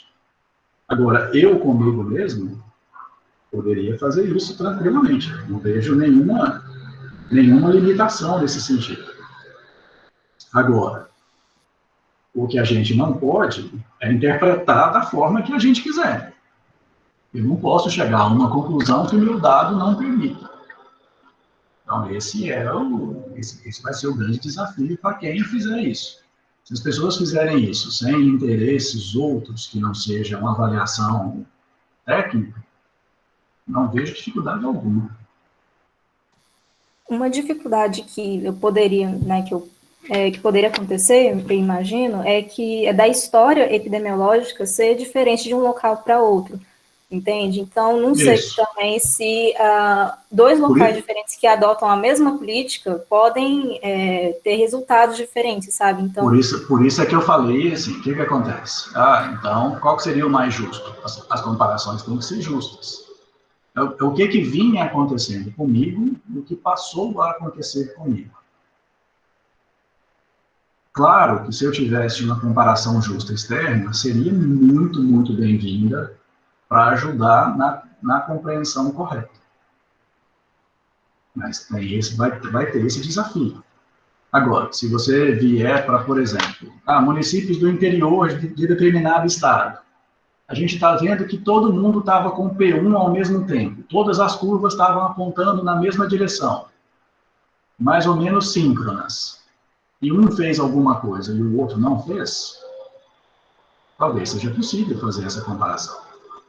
Mas desde que seja realmente cenários semelhantes, né? Se não for semelhante, não precisa nem pensar em fazer, porque não dá para fazer. A Marina falou uma coisa interessante, professor João Bosco, que eu discuti inclusive com os meninos do grupo, essa ideia que houve discussões muito grandes sobre isolamento social e lockdown, né? Então eu fundamentalmente apenas um curioso de ciência e busco essa parte de conhecimento científico. Então eu considero o isolamento social, que a gente brincou da outra vez, que é a evidência do óbvio, né? O princípio do paraquedas, né? A plausibilidade extrema. Não tem, a gente vê esses questionamentos de que lockdown ou isolamento social funciona ou não, e inclusive alguns artigos, saiu um artigo, acho que brasileiro recentemente da Nature, concluindo que lockdown não tinha eficácia, né? E quando você avaliava, e eram estudos que tinham uma série de falhas metodológicas, ele segue o seguinte princípio, se a gente fizer um raciocínio simples. Se eu acredito que existe vírus, se eu acredito que vírus, eventualmente, ele pode existir no trato respiratório, ele pode ser transmitido através de como coronavírus, partículas, aerosóis, partículas e assim por diante, claro que se eu isolo, se eu coloco duas pessoas distantes, eu vou impedir a infecção. O problema é que o isolamento social, o lockdown, seja como queira chamar, porque é uma medida muito mais incisiva de gestão, ele é altamente eficaz. O problema é que ele termina sendo pouco efetivo porque as pessoas não adotam. É como eu passar uma dieta com um super obeso. Né? Então, pelo menos é a percepção que eu tenho. Se eu passo uma dieta com alta restrição calórica, é claro que ela emagrece, né, para um cara que é obeso. Mas se ele não segue a dieta, ele não vai emagrecer absolutamente nunca. Então, o que a gente vê é que os isolamentos não são respeitados, né? Então, dá essa impressão de que a gente não consegue, claro, além de outros problemas multifatoriais dentro do ambiente complexo, social, dentro de uma cidade, no país, mas é isso a impressão que eu tenho, que eu tento conversar com alguns colegas. Olha, por isso que dá a impressão que isolamento não funciona, que lockdown não funciona, seja qual for, porque as pessoas não adotam isso. Né? Você fala, mas não adota. E curiosamente ou não, sempre quando ocorre lockdown, aqui em Anápolis, depois do lockdown, 15 dias, despencou o número de casos. Os hospitais esvaziaram não, reduziram muito. Então é essa que eu falei que seria um princípio da evidência do óbvio, que é algo que as pessoas ficam questionando, né? Entre fazer de conta e fazer são duas coisas completamente diferentes, né? Então, assim, as medidas foram tomadas em momentos errados? Foram. Nós fechamos escola em Goiás sem ter nenhum caso autóctone. A escola não reabriu. A escola pública não reabriu. Quem sofreu mais que criança? Quem perdeu mais que criança nessa pandemia? Não tem. Não tem. E assim, devia ter sido a última a fechar e a primeira a abrir. Tá bom, antes a gente não sabia. Agora a gente sabe. Perfeito. Agora a gente sabe. Manda usar máscara. Quem que vai usar máscara direitinho? Criança ou adulto? Gente, a gente aposta para educar a criança, não é de graça. É porque se você educar a criança, o comportamento dela, ela não tem essa coisa do adulto. Assim, a criança, ela ainda não, assim, especialmente essa cultura de levar vantagem nossa. Né? Se você perguntar para a criança, quem que a gente devia vacinar primeiro?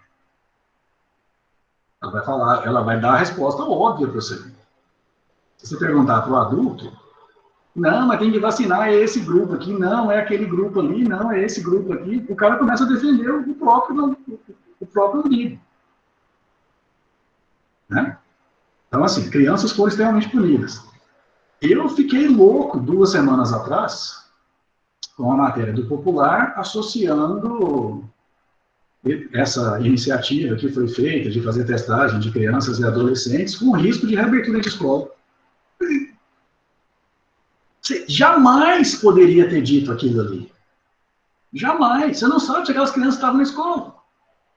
Assim, saíram pérolas incríveis, como a maioria das crianças que deram positivo no teste não tinham sintomas. Eles estavam procurando anticorpos. A criança não devia ter sintoma mesmo. Nem ela, nem o adulto, nem ninguém. Né? O cara que está transmitindo já tem anticorpo, ele está fazendo ali, talvez no 10º dia, 11º dia depois. Assim, você não sabe isso. E você vai falar que criança não tinha sintoma na hora que fez e os assintomáticos são um grande problema? Meu Deus do céu, como é que você pode falar um negócio desse? Como? E assim, porque quem foi citado na matéria foi a autoridade de saúde. Assim, desculpa. Isso é ser surreal, né? Alguém mais levantou a mão. Não foi? Teve a Mariana e mais alguém, que eu não estou vendo aqui. Vamos lá, pessoal. Na verdade, agora é a Mariana. Antes foi a Marielle. Mas acho que a Mariana está com problema no microfone. Resolveu, Mariana?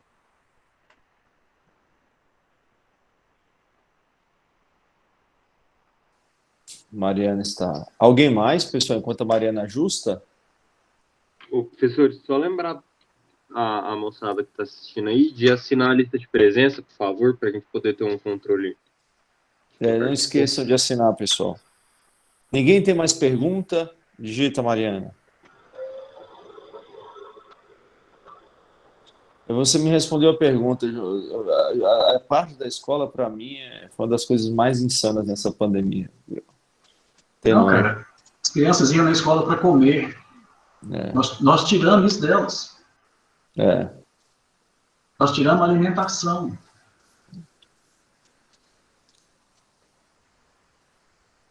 Mariana está escrevendo. Alguém mais, pessoal? Ninguém tem mais perguntas?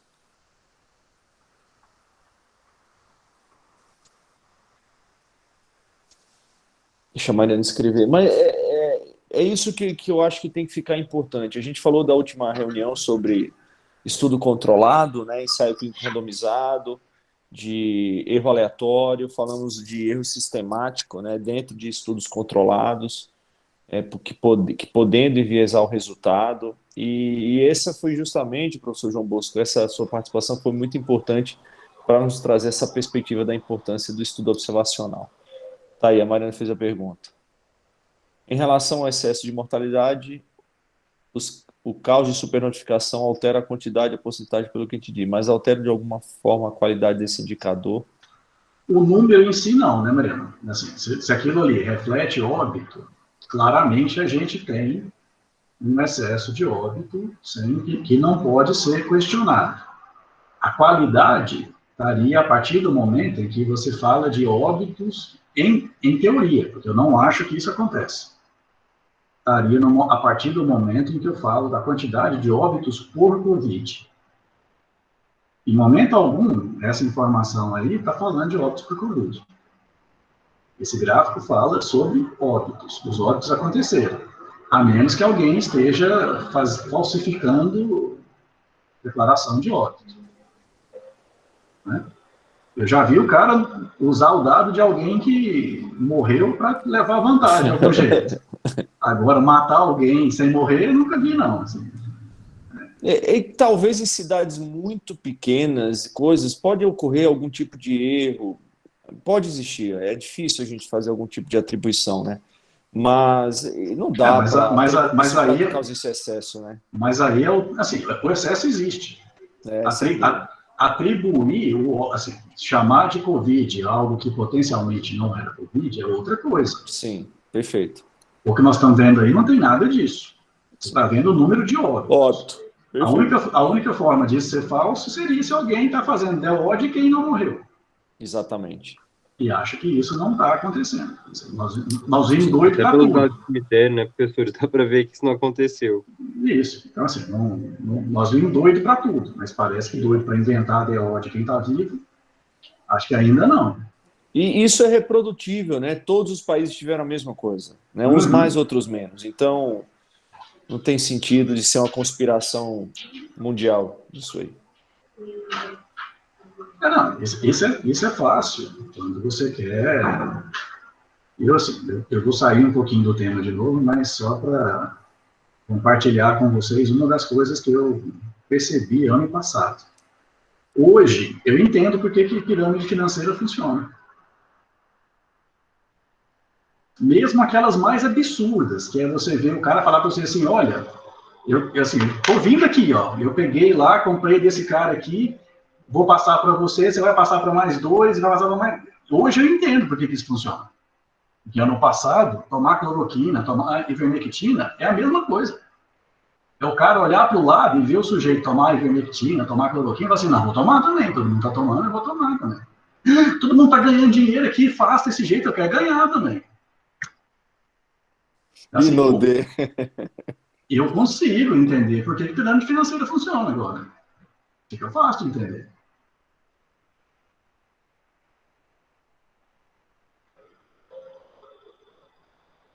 E aí, pessoal, mais alguém? E aí você falou desse exemplo aí, Dr. João Bosco.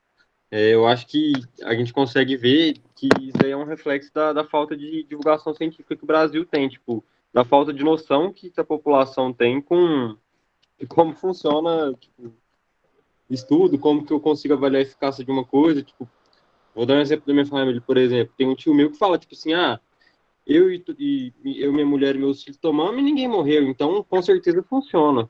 Eu tenho amigo que não tomou e morreu, então ele morreu por não ter tomado. Assim, É um raciocínio que parece muito lógico, é que nem pirâmide também, que o senhor comentou. Tipo, se você for pensar na teoria, eu tô dando R$10, então eu vou ganhar 100. Parece lógico, mas o problema é assim, é você ter conhecimento e você não ter conhecimento. Alguém que não tem o conhecimento, que não entende ciência, falar isso, é razão para você sentar e explicar. Alguém que é médico e quer te convencer de que isso é diferente, opa, peraí. Infelizmente, eu tive que ir a um velório algumas semanas atrás, e tinha um defensor lá, né? E esse cara virou e falou para mim assim, e se eu não me engano, ele é psiquiatra. E esse cara virou e falou assim, não, mas eu tratei 20 pessoas e ninguém morreu. Bom, peraí. Você conhece 20 pessoas que não tomaram nada e não morreram também?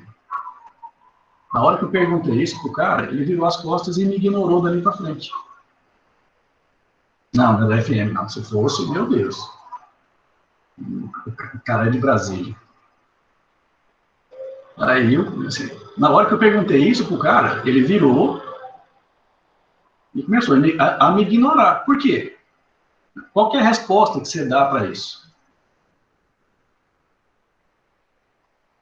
Ontem eu vi um meme sensacional que a minha esposa me mandou. Alguém virou uma pessoa e falou assim, nossa, eu tô tomando cloroquina desde o início e até hoje eu não tive nada. Aí a pessoa respondeu para ele, eu também estou comendo pudim desde o início e até hoje não tive nada. Aí o cara pergunta para ela, o que isso tem a ver? A resposta da pessoa, meu ponto exato.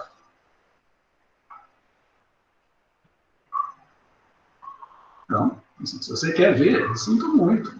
A gente não... Quem quer acreditar, a gente não pode criticar a fé. Isso é fé. Né? Isso é fé, isso não é ciência. Isso é crença. Isso vir da população geral, eu consigo entender.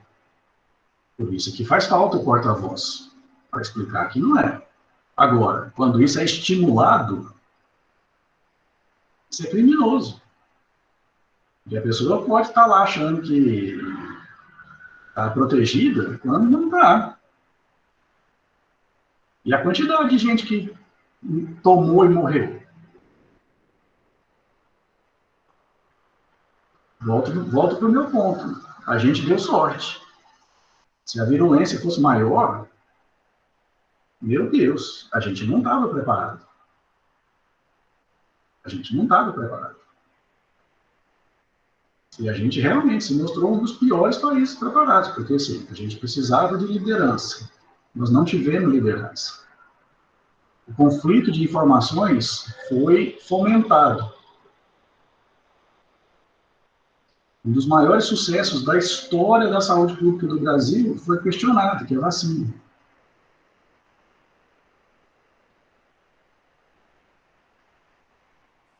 Até que ponto isso é intencional, eu não sei dizer. Eu tenho minhas próprias teorias de conspiração, igual todo mundo tem. Não me cabe falar. Perfeito. Acho que vamos para a última pergunta. Acho que o Gustavo levantou a mão. É isso? Isso. Vai lá, Gustavo. Eu queria acrescentar um pouco o que o João falou com o exemplo dele, do tio dele, né? Porque o que a gente mais passa vendo é justamente isso, né? Pessoas que por um raciocínio elaborante, acabam achando que sabem de tudo, ou pelo menos podem dar opinião em relação a isso. Mas que isso não está acontecendo só em medicina, né? Isso está acontecendo com tudo e qualquer tipo de fonte de notícia. Gustavo, o grande problema aqui é estar acontecendo com a medicina. Com o resto, talvez você até possa olhar de forma diferente, mas isso acontecer com a medicina... Exatamente. E o que a gente pode fazer em relação a isso, né? Quais são os passos que a gente tem que tomar? Porque a gente, ao mesmo tempo que tem que depender de, por exemplo, canais de notícias, a gente precisa de outra profissão, né? Que, por exemplo, os jornalistas, né? Para poder dar apoio e suporte para a gente, saca? E isso ser fundamental para poder divulgar a medicina como medicina tem que ser divulgada, né?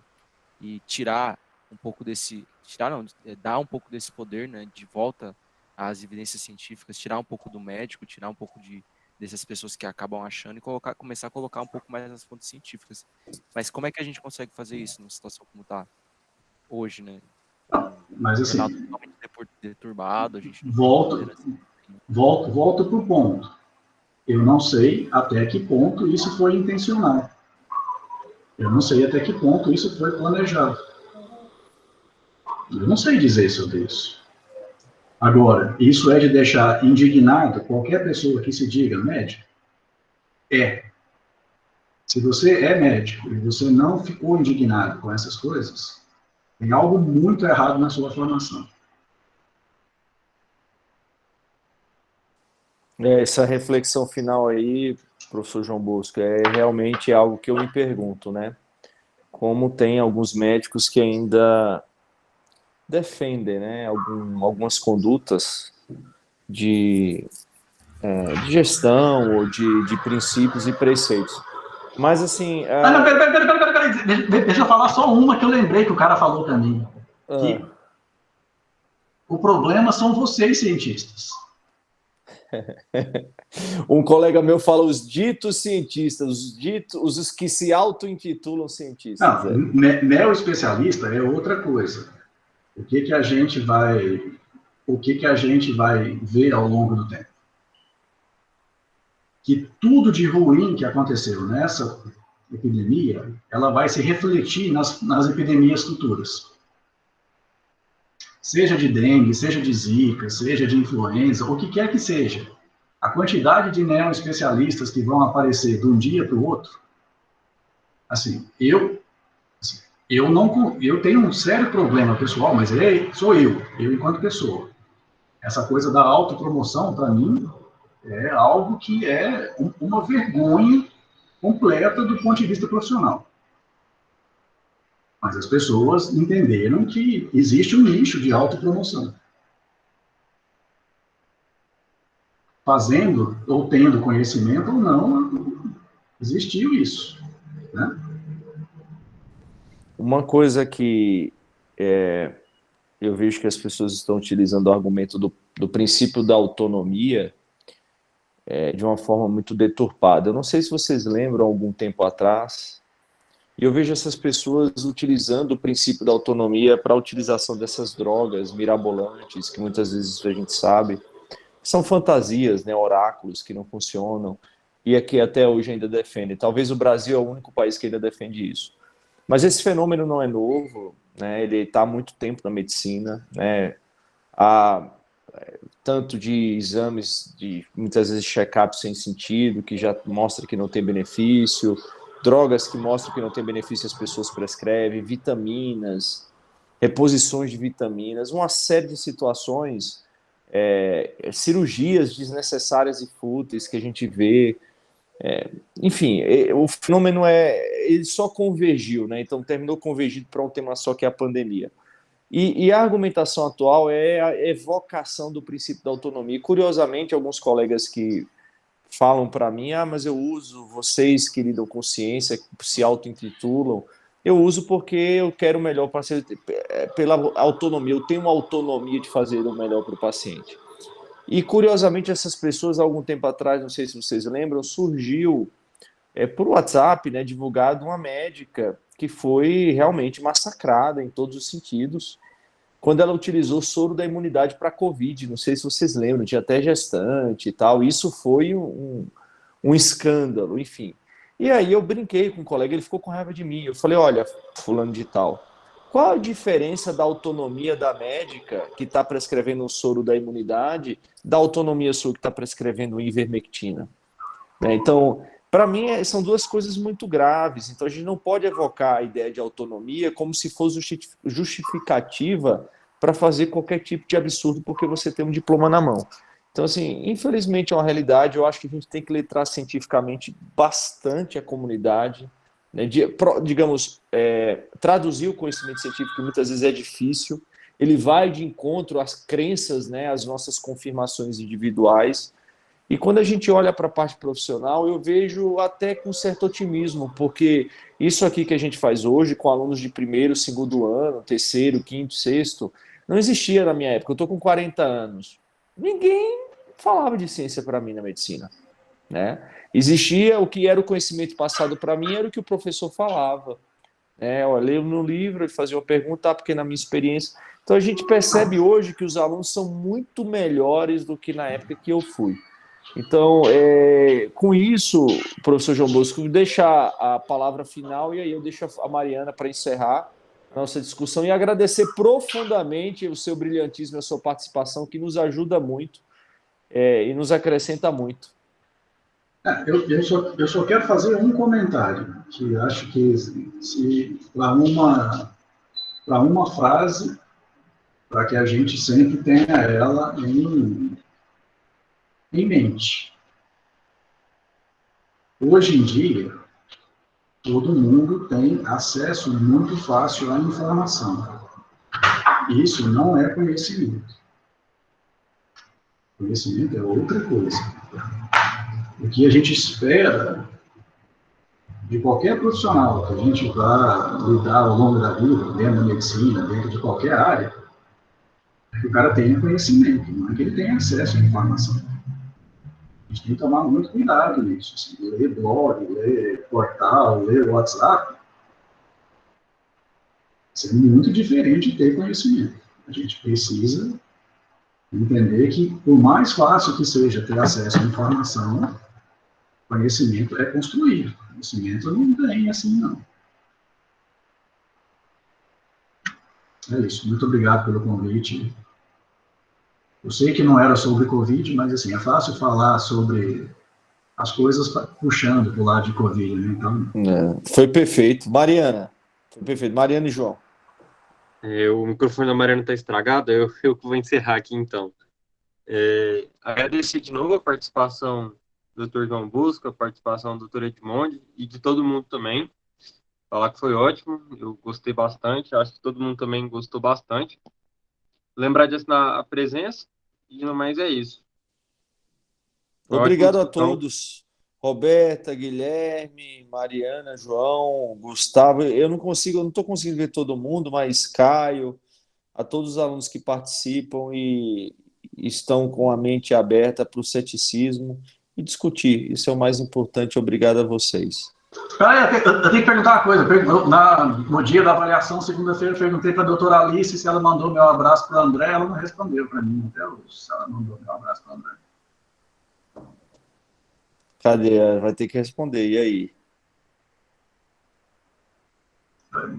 Eu perguntei para ela se ela era pelo sobrenome, que é incomum, que é Zacariote, né? Se ela era parente de um... Zacariote deve ser difícil ter outra pessoa com esse sobrenome. Do André, e o André é responsável por talvez parte das minhas melhores lembranças de ginásio da minha vida, da época de escola do ginásio. Ver esses caras dançarem e imitarem o Menudo na hora do recreio era a coisa mais engraçada do mundo.